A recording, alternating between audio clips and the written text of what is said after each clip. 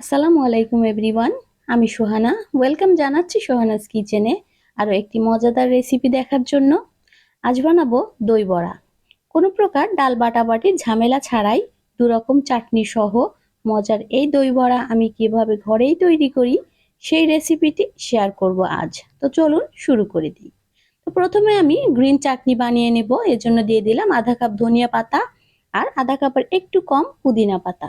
দিয়ে দিচ্ছি 2 কোয়া রসুন, স্বাদ মতো লবণ, 1 চা চামচ চিনি, দিয়ে দিচ্ছি 2 টেবিল চামচ টক দই। তো ভিউয়ার্স, আমি কিন্তু কাঁচামরিচ দিয়েছিলাম দুটো, তো ওটা স্কিপ হয়ে গেছে। আপনারা দুটো কাঁচামরিচ দিয়ে নেবেন। এবার এটাকে খুব ভালোভাবে ব্লেন্ড করে নিলাম। তো এখন আমি এই গ্রিন চাটনিটা একটা বাটিতে ঢেলে দেখাচ্ছি যে এটার ঘনত্বটা কেমন হয়েছে। তো প্রয়োজনে আপনারা কিন্তু একটু পানিও ব্যবহার করতে পারেন। এই তো এটার ঘনত্ব এরকম হয়েছে। তো এটাকে সাইডে রেখে এবার আমরা তেঁতুলের চাটনিটা বানাবো। কিছুটা তেঁতুল আমি 2 ঘন্টার মতো পানিতে ভিজিয়ে রেখেছিলাম। এবার হাত দিয়ে চটকে এর কাপটা বের করে নিচ্ছি।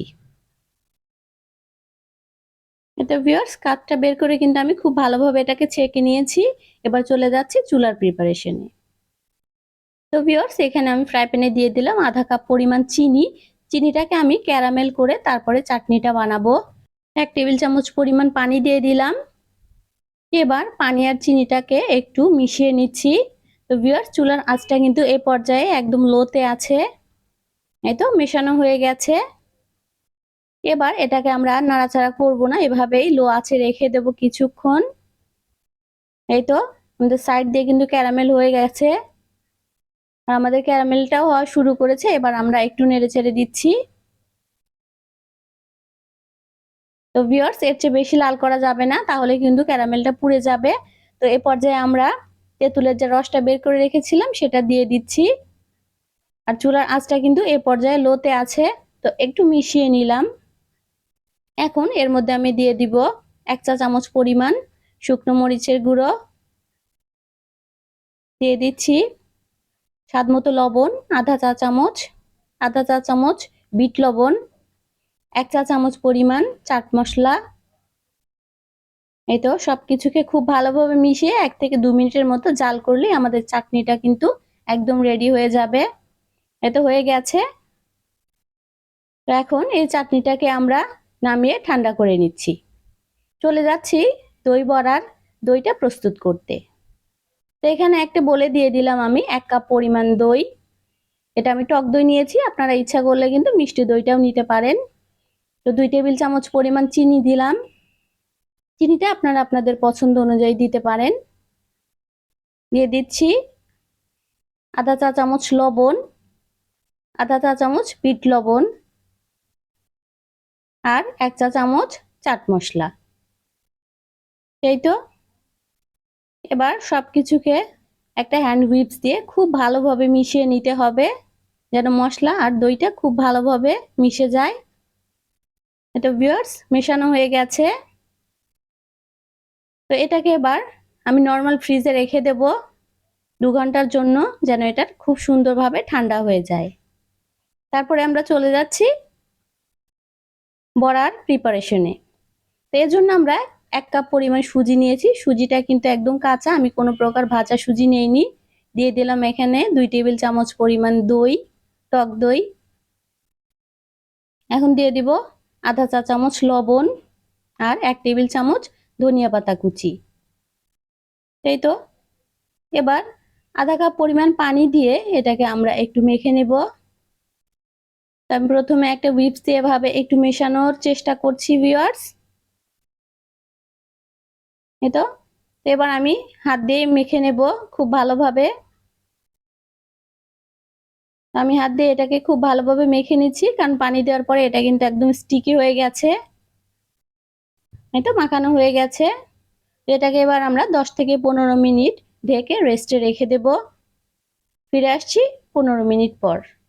তো ভিউয়ার্স, 15 মিনিট পরে আমাদের ডোটা কিন্তু আরো কিছুটা ফুলে গেছে আর পানিটাও শুকিয়ে গেছে। তো এই পর্যায়ে আমরা দিয়ে দেব আধা চা চামচ বেকিং সোডা আর আরো কিছুটা পানি দিয়ে আমরা এই ডোটাকে কিছুটা নরম করে নিব। এই তো আরো আধা কাপ পরিমাণ পানি দিব, দিয়ে হাত দিয়ে খুব ভালোভাবে এটাকে মেখে নিব, যেন একটা সফট ডো তৈরি হয়। এতে ভিউয়ার্স মাখানো হয়ে গেছে। তো বেকিং সোডাটা দেওয়ার পরে কিন্তু খুব বেশিক্ষণ অপেক্ষা করা যাবে না। তো এখন আমরা চলে যাব বড়াগুলো ভাজতে। চলে যাচ্ছি চুলার প্রিপারেশনে। এখানে আমি কড়াইতে পরিমাণ মতো তেল গরম করে নিয়েছি আর ছোট ছোট করে বড়াগুলো এভাবে দিয়ে দিচ্ছি। ভিউয়ার্স যেহেতু সুজির বড়া এজন্য একটু স্টিকি হয়েছে, তো এভাবে বড়াগুলো দিয়ে দিব। আর হালকা আছে আমরা বড়াগুলোকে কিছুটা গোল্ডেন করে ভেজে নিব।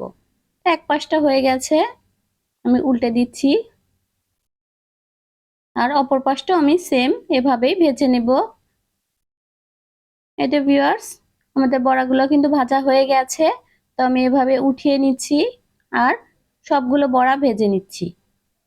তো ভিউয়ার্স সবগুলো বড়া ভাজা হয়ে গেছে। এখন আমরা একটা বলে নিয়েছি খাবার পানি, আর এর মধ্যে দিয়ে দিব আধা চা চামচ লবণ আর 1 চা চামচ চিনি। তো চিনি আর লবণটাকে পানির সাথে খুব ভালোভাবে মিশিয়ে নিতে হবে। এবার যে বড়াগুলো ভেজে রেখেছিলাম সেগুলো অনেকটা ঠান্ডা হয়ে গেছে, আর এই ঠান্ডা বড়াগুলোই আমরা পানিতে দিব, কারণ সুজির বড়া খুব বেশি গরম অবস্থায় দেয়া যাবে না। এভাবে বড়াগুলো দেওয়ার পরে আমরা 4-5 মিনিট অপেক্ষা করব যেন বড়াটা সফট হয়। তো ভিউয়ার্স বড়াটা কিন্তু সফট হয়ে গেছে, কালারটা দেখেই বুঝতে পারছেন। তো আমি হালকা হাতে এভাবে পানিগুলো ঝরিয়ে নিচ্ছি। তো ভিউয়ার্স সবগুলো বড়ার পানি ঝরানো হয়ে গেছে। তো এবার আমি এই বড়াগুলোর উপরে আগে থেকে রেডি করে রাখা যে দইটা সেটা দিয়ে দিব। এই তো এভাবে আমি সবগুলো দই উপর দিয়ে দিচ্ছি। এই তো দই দেওয়া শেষ হয়ে গেছে ভিউয়ার্স। তো এভাবে আমরা নর্মাল ফ্রিজে 1 ঘন্টার জন্য এটাকে রেখে দেব যেন বড়াগুলো আরো সফট হয়। তো ভিউয়ার্স 1 ঘন্টা পরে আমাদের বড়াগুলো কিন্তু ফুলে ডবল হয়ে গেছে, দেখেই বুঝতে পারছেন। তো আমি ফাইনালি এটা ডেকোরেশন করে নিচ্ছি। তো আমি কিছুটা দই উঠিয়ে রেখেছিলাম সেটা উপর দিয়ে দিলাম। এবার দিয়ে দিব 2 প্রকারের চাটনি। তো আমি প্রথমে গ্রিন চাটনিটা দিব। এই তো একটু একটু করে বড়ার উপরে এভাবে গ্রিন চাটনিটা দিয়ে দিতে হবে। তারপরে আমরা দিচ্ছি তেঁতুলের চাটনিটা। তো ভিউয়ার্স চাটনি ছাড়া দই বড়া কিন্তু একদমই ভালো লাগে না। তো আপনারা আপনাদের পছন্দ মতো যে যতটুকু পছন্দ করেন এভাবে দিয়ে দিবেন। উপরে দিয়ে দিলাম কিছুটা চানাচুর। এই তো হয়ে গেছে। তো ভিউয়ার্স তৈরি হয়ে গেল অনেক মজাদার দই বড়া। সুজি দিয়েও এত সহজে দই বড়া বানানো যায়, আর খেতে যে কতটা মজা হয় একবার তৈরি করে খেলেই বুঝতে পারবেন। আশা করছি রেসিপিটি আপনাদের কাছে ভালো লেগেছে। ভালো লাগলে অবশ্যই একবার হলেও বাসায় ট্রাই করবেন। লাইক শেয়ার কমেন্টের মাধ্যমে আমাকে জানাবেন। আর আমার চ্যানেলটি সাবস্ক্রাইব করে আমার পাশেই থাকবেন। যারা সাবস্ক্রাইব করেছেন তাদের জানাচ্ছি অসংখ্য ধন্যবাদ। যারা এখনো সাবস্ক্রাইব করেনি তাদের কাছে অনুরোধ রইল প্লিজ আমার চ্যানেলটি সাবস্ক্রাইব করে আমার পাশেই থাকবেন। আল্লাহ হাফেজ, আসসালামু আলাইকুম।